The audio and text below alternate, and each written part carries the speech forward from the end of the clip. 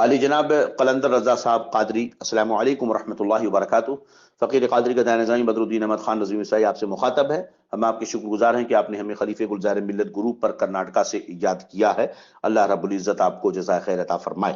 آپ نے ہم سے پوچھا ہے کہ کرکٹ کھیلنا کیسا ہے، اپنی صحت کی فٹنس کے لیے کھیل سکتے ہیں یا نہیں۔ جناب محترم، جسمانی ورزش کے لیے اور صحت و تندرستی کے لیے کچھ کرتے رہنا اور جد و جہد کرنا، کچھ روٹین اپنی رکھنا، یہ تو بہت ضروری ہے، کیونکہ صحت تو بہت ضروری ہے، اس کی حفاظت کرنا۔ اس لیے اگر ورزش کے طور پر کوئی کھیل کھیلتا ہو جبکہ خلاف شرع کسی امور کا ارتکاب نہ ہو تو ہمارے فقہا نے اس کو جائز قرار دیا ہے، ورنہ اگر اس کے شرعی تقاضے کے تحت اور خلاف شرع امور کا ارتکاب کر کے تو کوئی بھی کھیل جائز نہیں ہوگا۔ یوں تو شریعت میں حدیث پاک میں جو ہے ایک ترمذی شریف اور ابو داؤد وغیرہ کی حدیث پاک میں تو صرف اور صرف 3 کھیلوں کی اجازت عطا کی گئی ہے، اور قرآن مقدس میں بھی اس کی ممانعت ہے۔ چنانچہ کھیل کہتے کسے ہیں؟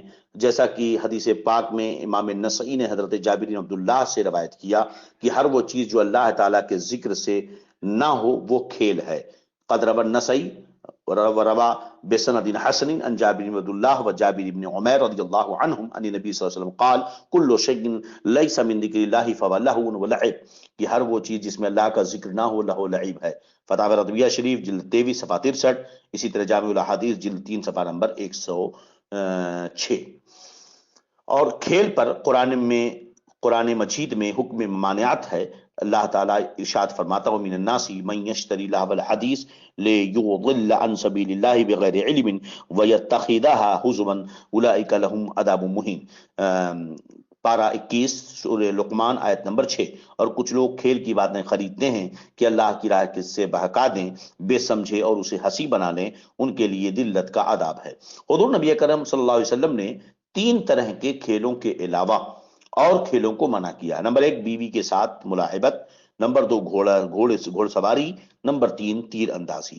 جیسا کہ امام ابو داؤد اور ابن ماجہ نے عقبہ ابن عامر رضی اللہ عنہ سے اور امام ترمذی نے عقبہ ابن عامر عبداللہ ابن عبد الرحمن بن ابی حسین سے روایت کی کہ رسول اللہ صلی اللہ علیہ وسلم نے ارشاد فرمایا کل ما یلہو به الرجل المسلم باطل الا رمیہ بقوسہ وتادیبہ فرسہ وملاعبتہ اہلہ فانہن من الحق۔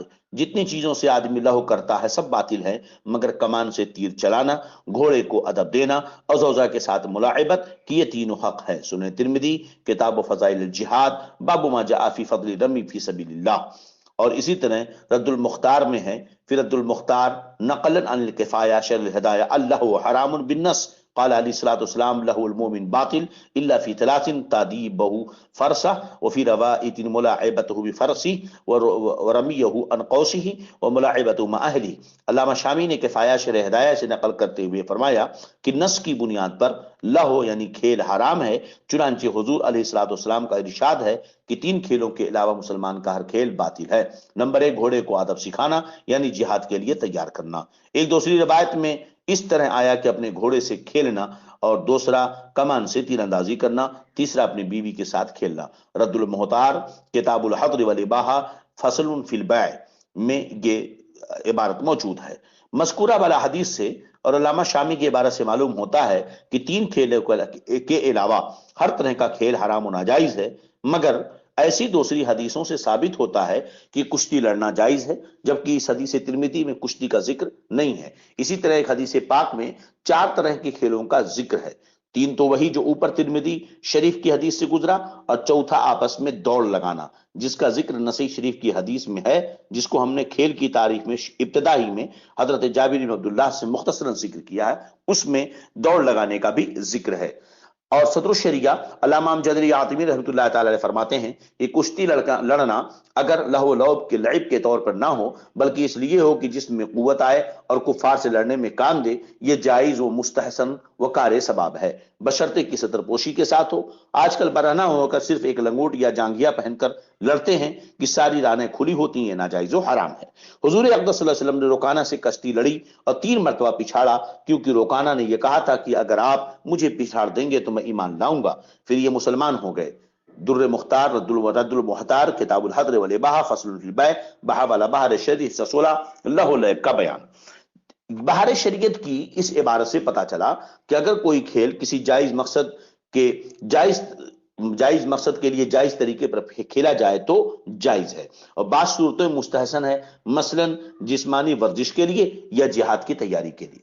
اسی لیے ہمارے علماء نے کھیل کے جواز کے لیے کچھ شرطیں ذکر کی ہیں۔ نمبر 1، یہ کہ کھیل سے مقصود محض ورزش ہو، خود اس کو مستقل مقصد نہ بنا لیا جائے۔ نمبر 2، یہ کہ کھیل بذات خود جائز بھی ہو، اس کھیل میں کوئی ناجائز بات نہ پائی جائے، مثلا سطر پوشی کے ساتھ ہو، ران گھٹنا کھلا نہ ہو، کھیل میں رقم نہ لگائی جائے بلکہ بلا کسی شرط کے ہو، اور عورتوں کا وہاں مجمع نہ ہو اور نہ کھیل میں عورتیں شامل ہوں۔ نمبر 3، یہ کہ اس سے شرعی فرائض میں کوتاہی یا غفلت پیدا نہ ہو۔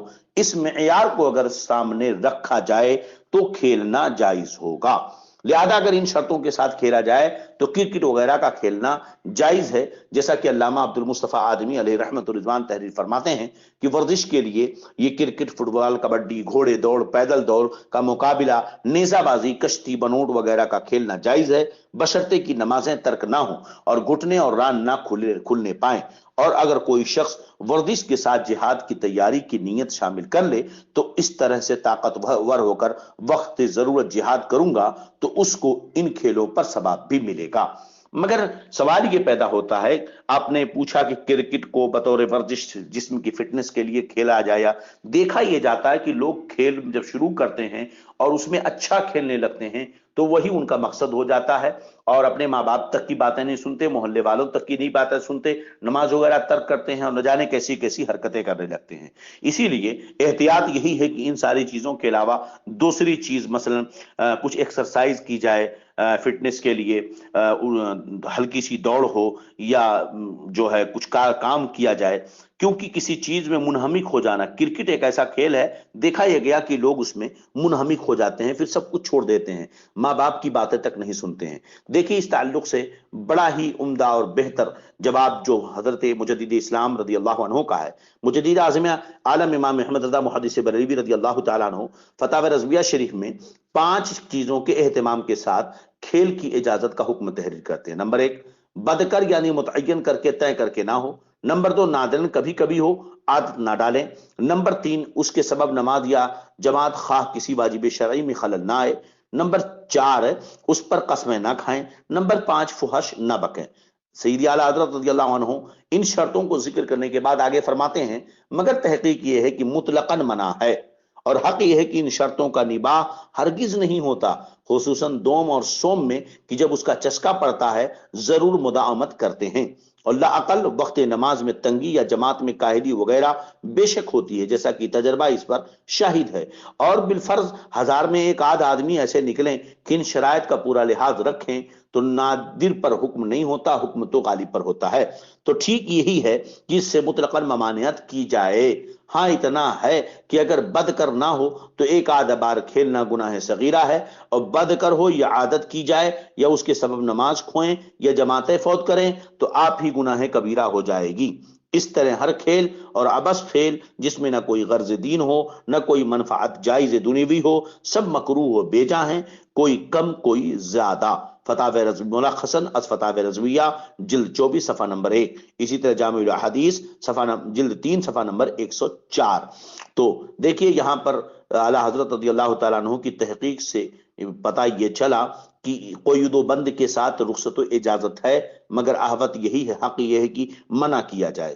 یہ حکم فتویٰ کے زیادہ لائق ہے کہ تجربہ شاہد ہے کہ کرکٹ کے کھیل میں وقت کا ضیاع بہت زیادہ ہوتا ہے، لہذا اس سے حکم منع ہی ہوگا، اور اگر کوئی شخص ان شرائط کا لحاظ کرے تو اس پر نکیر نہیں، اسے برا بھلا نہیں کہیں گے۔